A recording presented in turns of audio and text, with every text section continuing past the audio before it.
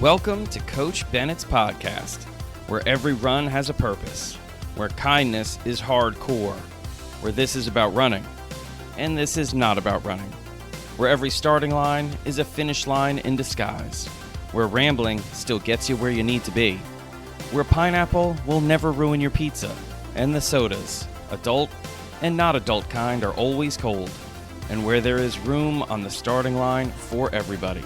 I'm Coach Bennett. Thank you for letting me be a part of your day. Let's get started. Welcome to episode 48 of Coach Bennett's podcast, and this one is entitled, at least I think it's going to be entitled, Personal Bests, and a whole bunch of things are coming together for this one, so I really almost had no control over what this episode was going to be about. I mean, let me give you a little background here. So last Friday was the Twilight Relays here, the Nike Jesuit Twilight Relays. It takes place at a local high school here in Portland, Oregon. And we had something called PBX. And I'll give you a little background to that, and then we'll get into the meet. But a little over a year ago, I believe it was last February, so February of 2023, I was coming back from an indoor track and field meet in Boston.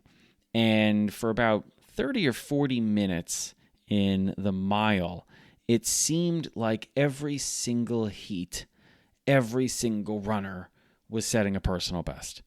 And the crowd was going nuts. And it wasn't so much that they were announcing personal bests. They were announcing the fact that all of these athletes were breaking 4 in the mile. And it just seemed like the first heat went off, and I don't know, like 13 people broke 4 in the mile.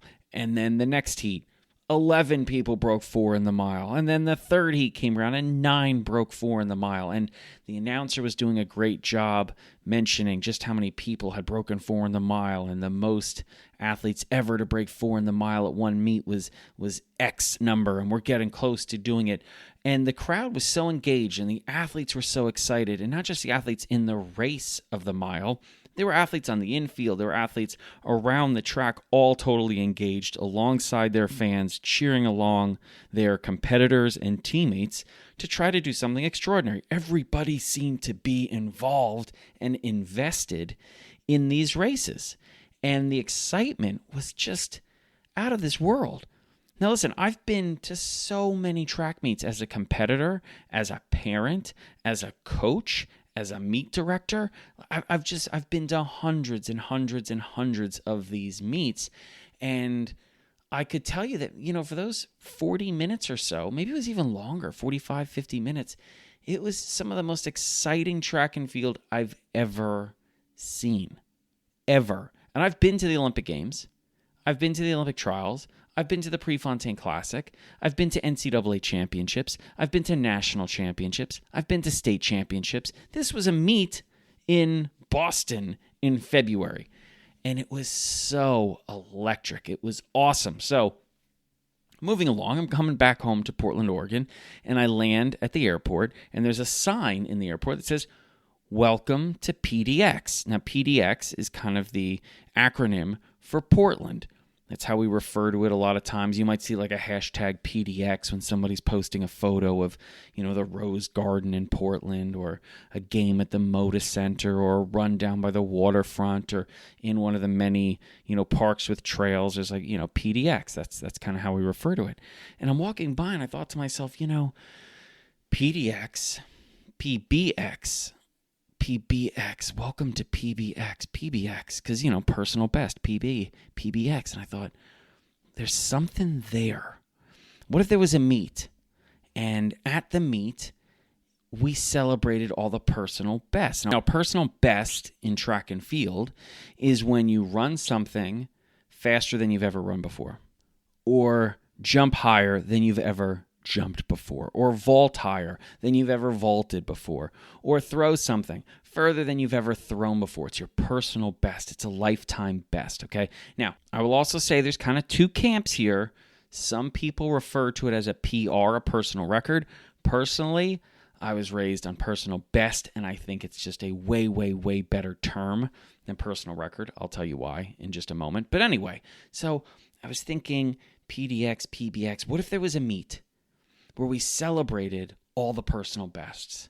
Not just the winners, not just celebrating who got first, second, or third, or who scored. Sometimes that goes back 6 places or 8 places, depending on the event. Not just people who would run the fastest times of the meet. Let's celebrate everyone who's done what they're trying to do better than they've ever done before. Let's celebrate all the PBs. Could we do that? Think about how different a track and field meet is if, yes, you're celebrating the fastest runner in the 1500, which you should. That's an amazing accomplishment. We're not going to diminish the people who got first or second or third or, earned a spot on the podium that goes 6 deep or 8 deep. We're not diminishing that at all. We're not taking any of the shine off that at all. What we're doing is we are going to increase the amount of wattage, the amount of light, the amount of shine we've got so we can celebrate all of those other extraordinary performances. What about that person who got 20th in the 1500 and set a 17-second lifetime best in the 1500? Now, they finished 17th, or I've already forgotten what place they've finished. You see what I mean? I've already forgotten because it wasn't first, second, or third. But they're walking off the track. They just did something better than they've ever done before. But because we're not used to celebrating that deep in the places, we don't look to see what happened there. Now imagine if we were able to say, guess what? We've got more spotlights. So we can shine an extra spotlight on that athlete that finished 17th or 21st or 52nd or 109th that set a lifetime best. And we can say, hey, that was extraordinary. That's the best you've ever done a 1500. You set a PB. And here at PBX, we celebrate everyone that does their best. And that was kind of the concept. And now putting it all in motion, well, you need a lot of people to sign on and say, yeah, I'll get behind that. And luckily at this meet, we had a lot of support and a lot of people, whether that was the coaches, the timing system, we had volunteers, we had people that were helping fund the meet and awards and things like that. And last year we kind of did a test run and it worked really well. And basically what it consisted of was a lot of conversations with the timing group and the announcing and some of the coaches and just making sure, guess what? Every 15 minutes or so, we're going to let the crowd know how many PBs, personal bests, have been set at the meet so far, which meant we had to have a lot of conversations with, the crew working javelin and shot put and, on the track, the hurdle crew, and updating it and making sure that we had access to this information so we could say, hey, after 3 events, we're now up to 60 personal bests. That means lifetime best here at this meet. That means there were 60 different performances today by athletes that were the lifetime best performances. And it took a couple of announcements for the crowd to kind of pick up on what we were doing. And then they got into it. And they got excited about it. And we would start a race and say, we're getting close to triple digits. We've got 96 personal bests. Let's see if it can happen in this race. And then the race would end. We'd say, there were 16 personal bests in that 3K. We're up to 113 personal bests. And the crowd started to cheer and they were really excited. And it was really, really cool, really powerful. Now, fast forward to this year. We thought, how can we do even more? And we came up with some ideas of having wristbands that said PBX on it. And if you set a PB, you could go over and you could grab one of these wristbands. And if you ran 2 or 3 times and set 2 or 3 PBs, well, you're rocking 2 or 3 wristbands, which is really, really cool. And the kids really liked them, and they were wearing them around, and we were announcing to the crowd, basically after almost every event, hey, did you know what you just watched? You just watched 17 different kids set a personal best in that race. In the javelin, we just got word there were 13 lifetime bests, new PBs set by the jav throwers. And we were having the kids that had won some of the events and some little kids that actually were out cheering. We gave them some shirts to throw into the crowd because what we wanted to do was also celebrate the crowd for giving their best. Support the supporters. And we had waters and Gatorade that we were handing out to the fans and parents and teammates that were lining the back straightaway.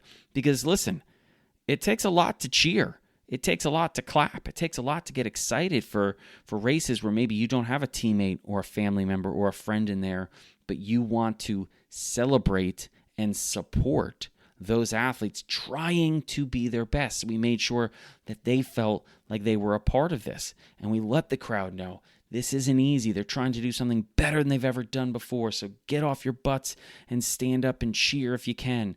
And, shout encouragement. And it suddenly became a very communal atmosphere. Everyone played a part in making everyone a little bit closer to their best, which was super cool. We had a wall set up where athletes could go over and get their picture taken holding a sign that said personal best, which a lot of them did. It was right near where they picked up their bracelets, so they could pick up their bracelets and say, hey, get a picture of yourself in front of the wall holding the sign personal best. And a lot of them took advantage of that. A lot of the relay teams took advantage of it because they were setting team best times. And it was just a really, really great environment. And when it ended, I think it was over 590 personal bests were set at this meet. And by the way, I wrote up something on the Coach Bennett's newsletter. I'll make sure I put the link in the show notes here so you can read about it. And actually, I even have a picture of the bracelets. But you can read a little bit more about it there. What I wanted to say was, it ended and it was like, okay, well, what else can we do? And next year, the hope is to even blow it out even more and expand on what a best really means. Because a personal best, yes, it can mean your personal best time or throw or jump or vault, absolutely. But what if we expand it out?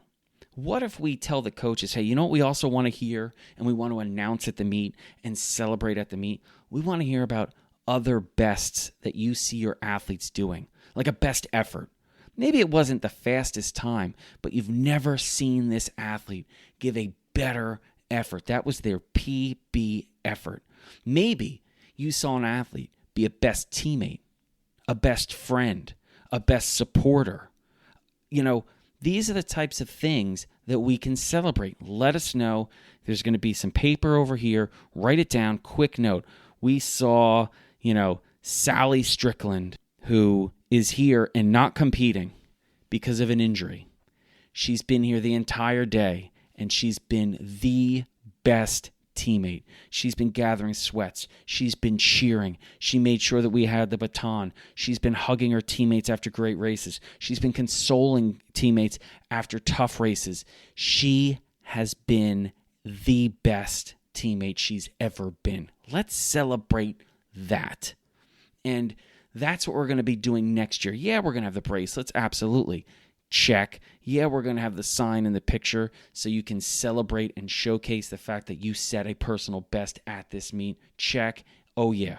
We're going to be keeping a tally, a running tally of all the PBs that are being set throughout the meet. Absolutely, yes. We're going to be announcing it to the fans. We're going to be supporting the fans who are giving their best to the athletes that are trying their best. So we're going to be supporting them and making sure they're having a good time and getting access to water and drinks and having fun, having stuff thrown at them. Because, sometimes if you have something cool like a shirt thrown at you, that's pretty cool. By the way, I will say this, little pause. These shirts next time, I think we got to bundle them a little bit tighter because we would chuck them into the crowd, especially the kids would chuck them into the crowd. And I was doing some of the announcing and I was kind of making fun of the kids a little bit because they would throw these shirts and they just wouldn't go very far. And I'm like, come on. So I finally, after like 4 hours, was like, I'm chucking two myself. I'm going to throw two and I'm going to show these kids how it's done. And I shouldn't have done it because they were just too light. So you really rifle it into the crowd, and about halfway, the shirt just dies in the air, and it just falls straight down into the crowd. So you think you're about to like really excite the people like 40 rows deep, and it just doesn't happen. So note to self, let's make sure we are knotting these a little bit tighter, because I think if it's like a smaller kind of like ball, you put a shirt basically with some rubber bands really tight and put it into almost make it looks like a softball. Way more success we're going to have chucking these shirts deeper into the crowd, because if you were in the first like 10 rows, you got hooked up. I really felt bad for the people a little bit higher up. But anyway, that's not what I meant to be talking about right here. But if you are listening and you were there and thinking, hey, let's get some people with some better arms throwing these shirts into the crowd, it had nothing to do with people's arm strength. It really was just the shirts were a little flimsy in how that we had put them together. But anyway, moving on. We're going to do this, and it's going to be even better. We are going to build on PBX. We are going to make PBX even bigger, and PBX doesn't have to be in PDX. PBX can be anywhere. PBX can be everywhere. Can you imagine how different a track and field meet, a cross-country meet, an ultra, a marathon, a road race is if we're celebrating, truly celebrating everybody's personal bests? And then on top of that, we're not limiting personal best to the frickin' clock or a watch. We're expanding it out to mean you at your best in some way. I mean, you want to welcome more people into this sport. You want to celebrate more people that are already in this sport. Everyone has an opportunity to excel and be extraordinary in a place like PBX, because really what we're celebrating is you trying your best, you being your best, and best can mean a lot of different things. And you know what? Also, let me just go back to this. I'm never, ever going to set a new PB in the mile, the 1,500, the 800, the 3K, the 5K, the 10K, the 400, the 200. It's not happening. It's not happening. If I'm measuring it in a very narrow way where PB only means my fastest time, I can still run my best mile. I can still run my best 5K. I can still run my best 10K if I'm measuring it by grit and toughness. I can still run my best if I'm measuring it by the best strategy and tactics I've ever used. I can still be my best in so many different ways in this sport, as long as I'm allowing myself to be my best in more ways than one. How quickly can I get from A to B? How quickly can I cover this distance when I'm measuring this by a clock, by the passage of time? Sure, I can still figure out ways to get faster in certain events, mostly events I've never run before. I can play with that. That's great. I can run my fastest time for me this year or in the last couple years. Sure, there's a lot of ways I can finesse still setting PBs just based on time. Absolutely. But there are so many other bests that I can go after. There are so many more bests you can go after. And that's kind of where I want to segue into how we can do that, how we can expand on what a PB is, on what a personal best is, and how it's going to make your running better, how it's going to lead to your best running if you can do that. So I'll give you a couple of examples, and hopefully when you leave today, you can bring these into your world of running. You can basically create your own PBX for you. And maybe definitely, you can invite more people to PBX, to your PBX, or inspire them to build their own PBX, run in their own PBX. That's what you can do. Because if we do that, this sport's going to be better. It is. It's going to be closer to its best. I think we do a disservice when we only focus on the times. And listen, I love focusing on the times. I was a track and field and cross-country coach for some really good teams where a lot of our measurements of success were based on times. And I love it. I'm a geek about that stuff. To this day, I geek out about the times. I mean, I was just kind of going nuts about what was happening at the Penn Relays this past weekend, which, by the way, Penn Relays, unbelievable circus carnival of a track and field meet. But there were some mind-blowing times at that meet, whether it was in the girls' high school 4x8 or the boys' high school DMR or the college men's 4x15 or the college women's 4x8 or the the high school girls 4x4s, the high school boys 4x4 individual relays. I mean, the point is, was I nerding out about times? Absolutely. Even at the Twilight Relays, where the focus was on PBs, everyone's PBs, I was geeking out about the times there. Absolutely. And I think we can expand it. And like I said, this doesn't diminish extraordinary performances. It doesn't diminish the gold medal winner, the bronze medalist. It doesn't diminish the top 8 in a heat. If anything, it only accentuates how extraordinary the winner is, the top 8 are, when you realize the quality of efforts all around the meet. When you realize the depth of greatness at the meet. Because I'll tell you what, if an athlete works and trains and commits to trying to be better in a certain discipline like the 400 meters, and then they set a lifetime best, they do it better than they've ever done before, that is an example of greatness. That's them being great. Can they be greater? Maybe. Sure. But that doesn't negate the fact that what they just did was great, because we're comparing it in relation to what they've done before, and this is their best ever. So let's celebrate that. Let's not diminish the fact that somebody did something better than they've ever done before because it was 23rd overall or 114th overall. No, stop, full stop. Let's celebrate it for being extraordinary, period. And we can still celebrate first place and second place and third place. The key isn't saying, are we going to be spreading out the spotlight amongst too many people? No, we have more spotlights. We've got more light. It's going to be brighter. That's what I'm saying.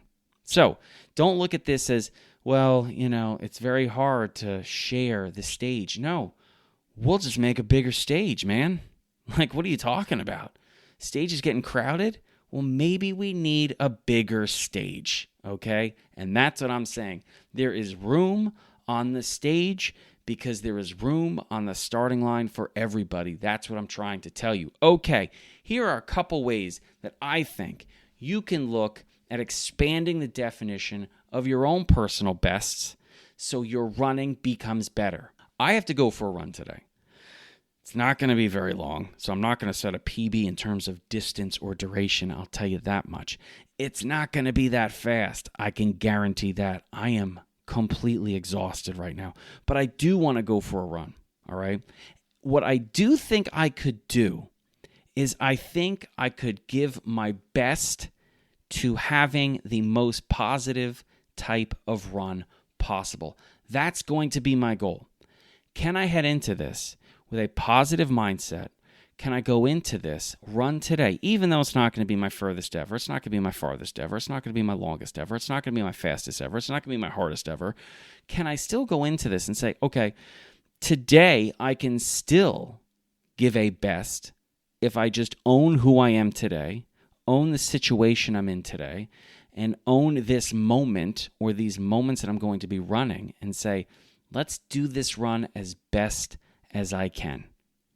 I can go out there, and that word best can still be incorporated into a run that, if you're just looking in a running log, is like, I don't know, below average, sub-mediocre if you're just measuring it by those typical metrics of pace, distance, duration, something like that.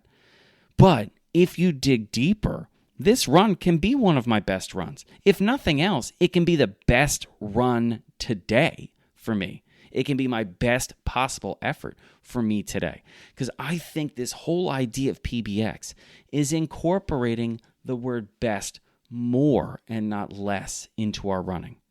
It's about making sure we understand that on the other side of every single starting line, there is a best version of us in some capacity that is available. We have an opportunity to be our best.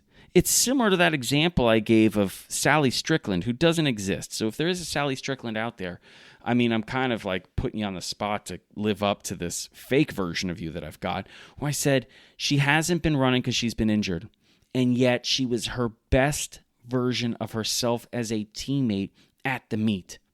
So even though she's going to a meet, and maybe she's in a cast or on crutches, but the point is, yeah, you're not racing today, Sally. You're not going to set a new PB in the 1500 or the 800 or the 3K. But what you can do is you can be the best teammate you've ever been today under these circumstances. You can be the best teammate you've ever been to that freshman girl on your team that you've never really spoken to. And she looks up to you. You're a junior, Sally. You can be the best teammate you've ever been to her today. You can be the best possible teammate to a number of athletes on this team today. That's exciting. And that's what awaits us on the other side of every starting line of, hey, I'm getting off the bus and I'm about to cross the starting line of being at this meet. Am I competing? No. But I can support my teammates. I can be my best. That is really powerful stuff. Because if you think about your day in general, we don't really have too many moments throughout our day, or really throughout the week or the month, or for some people, the year, where we look at anything and say, here's an opportunity for me to do this better than I've ever done before. Sports gives us that opportunity quite a bit. But when you've graduated from, teams in high school, which is why I always tell high school athletes, embrace this time in your life where you're on a team and you have teammates, because it gets harder and harder and harder to find those teams, to have teammates that push you in that environment, that really positive environment, at least it should be a positive environment, that sports lends itself, that sports allows us to have. So embrace that time that you've got on a team and embrace your team. Now, once you go beyond that, or maybe you don't have a team, regardless of your age, well, this is where you have to kind of create, like I said, your own PBX. So here's a couple exercises I think would be really, really positive and powerful. And this doesn't have to only be about running, by the way. Like, this is about running, and this is not about running. But write down a couple of different ways or opportunities, chances you have to be your best today, to be your best this week, to be your best this month. There are a lot of different ways, okay? So for instance, if you want to limit it at first to just running, well, this week I'm going to be consistently my best by being consistent. That's what I'm going to do. I'm going to measure one element of my best by being consistent. And normally, I'm very inconsistent with my running. Now, all right, now how do you set yourself up for success? Well, maybe you schedule some of your runs. And maybe you run 2 or 3 times a week, which is fantastic, but it's always kind of haphazard where it shows up, where it's like, I just kind of rushed one in after dinner one night, and then the next morning I was like, ooh, it's pretty nice out, I'll go run, but then I didn't run for 5 more days because I just didn't plan it. If you just schedule your 3 runs, you just became your best version of your consistent self that you've ever been. Like, that is great. That's reason to celebrate. I scheduled 3 runs. I never schedule my runs. And guess what? As a result, I was less stressed about the runs because I wasn't worried about jamming them in there or sneaking them in there, or I don't have enough time, or I'm doing it and it's getting dark, or I'm doing it and it's so early, or it's just, there's so much great stuff about just scheduling your runs and doing it. And I didn't mention anything about how fast, how far, or how long, did I? No, I didn't. So there's another thing you could do. Let's say you're a javelin thrower and you say, you know what I'm going to do? I'm going to nail my warm-up and my drills. I never focus on them. I never pay attention to them. I'm always goofing around.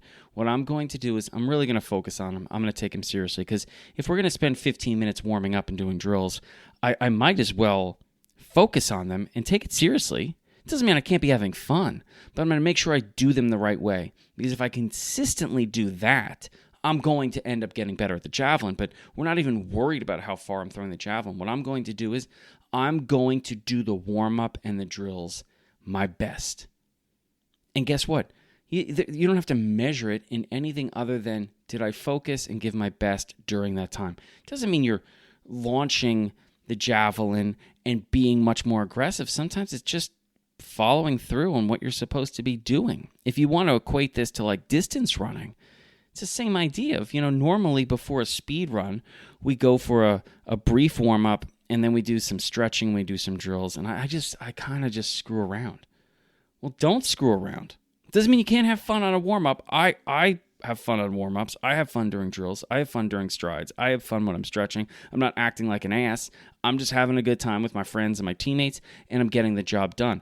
Now, if you normally are not focusing on this, and you're not really getting as great of a benefit out of those things as you normally would, simply by doing them the right way, you are now doing these things better than you've ever done before. Personal best, baby. There are so many different things you can do. Like, I have a couple goals for May. I'm recording this now. It's May 1st. It comes out actually in a few places on May 1st, but for most of you, this episode's going to be coming out on May 2nd. Anyway, the point is, I wrote down in a little notebook I've got about some of my just goals in May. Nothing crazy at all. In May, I wanted to do what I actually just told all of you to do, which was I wanted to do a better job scheduling my runs. I was all over the place in April, all over the place. And as a result, I had a lot of runs that could have been better. They really could have. It was all my fault. It wasn't the run's fault. It wasn't the weather's fault. It was my fault. I just was jamming them in when I could and squeezing them in because I had procrastinated. So that was one aspect that I want to work on in May, so I can have my best May 2024 of running ever. Now, granted, that's going to happen no matter what, right? Because I've never had a May 2024, but I'm choosing to look at it as I'm going to try to set myself up to have the best possible runs I can have. It doesn't mean they're my best runs ever. I'm saying the best possible runs I can have. That's what I'm going to do. I'm going to keep setting myself up to do that. Now, there's a whole host of other things around that actually I can do as best as I can that will also help my running. So in a way, just by saying I want to have some of the best runs I can possibly have, I am also giving myself some ideas on how I can do other things as best as I can. All right? Now, just let me throw this in here because we're going to be wrapping this up pretty soon. I'm not telling you have to be 100% focused, wired, I'm giving my best, clenched teeth version of you. That's not what this means at all. In fact, it's the opposite. It's being really relaxed, because what you're understanding is it's not about doing something better than you've ever done before. That is one small aspect of a personal best. What it is realizing that personal bests are when persons are their best, which means it's about the here and the now, because your best is always about the present. It's not about a past best, and it's not about a potential future best. It's about living, breathing, being in this moment with who you are, with the fitness you got, under the conditions that you are under, and trying your best. That's what it's about. That's what it's always about. It's about trying your best in the moment, not setting yourself up to compete against some version of you that no longer exists or doesn't exist yet. It's about the here and the now, and trying your best here and now. That is always what your best is about, which is why we can always be our best. Our PBs are not some things that live in the past, and they're not a bunch of things that potentially will exist in the future. Your bests are available and here always, as long as you try your best. Because if you try your best, you are at your best. That's one of the things I love that sports reminds us of. I love it. It's fantastic. And it gives me optimism that, hey, guess what? My best days aren't behind me. I have best days that are behind me, though. And I've got best days that are in front of me. But today can be a best day in some way. It doesn't mean I'm not going to have days that suck, believe me. But did I handle a crap day better than I've ever handled? Maybe. Was I forgiving to myself on a really hard day? Did I allow myself some grace on a miserable day? And you know what? That was the best I could do on that day. Yeah, similar to a running log, like my running log today. When you look at it, you're going to go, oof, not too much, my man, not too much. But guess what? On those really hard days, yeah, you may look and go, well, what exactly did I accomplish? Well, one, you got through it. And two, were you a really great teammate to yourself like Sally Strickland was at the meet? Were you a really great supporter to yourself like Sally Strickland was to so many of her teammates? Were you kind to yourself when things got really, really difficult? Okay, well, isn't that you at your best when you're not at your best? Okay, well, that's the best you can ask for. All right, so you've got some homework to do. I want you to be writing down some things that you can strive to be your best at. And guess what? It might be, maybe you have a 1500 today, or you've got a 5K coming up or a half marathon. And yes, maybe one of the measurements of your best will be the time. Maybe you're a jumper or a thrower, and it will be the distance or the height. Awesome. Come up with some more. Come up with some more measurements of success. Because if you can measure success in as many ways as possible, then you can experience more success. All right? That's what I'm talking about. So there you go. That was episode 48. Listen, we're coming up on episode 50 here soon, which is bananas. We're going to have to do something special. I mean, that's actually now, suddenly I've put that out there, and you're going to be like, ooh, 50 is going to be special. I think all of these are special, so 50 may just be another episode, which is special. It's special because you're listening. So let me thank you here for listening. Thank you for being a listener of Coach Bennett's podcast. Thanks for being a subscriber. If you haven't subscribed, come on. What are you doing? Subscribe so you get notified every single time there's a new episode. You can subscribe on any of those platforms that have podcasts. Obviously, Spotify and Apple seem to be the most popular ones right now. But wherever you're listening, thank you for listening there. And I'm going to put the link to Coach Bennett's newsletter.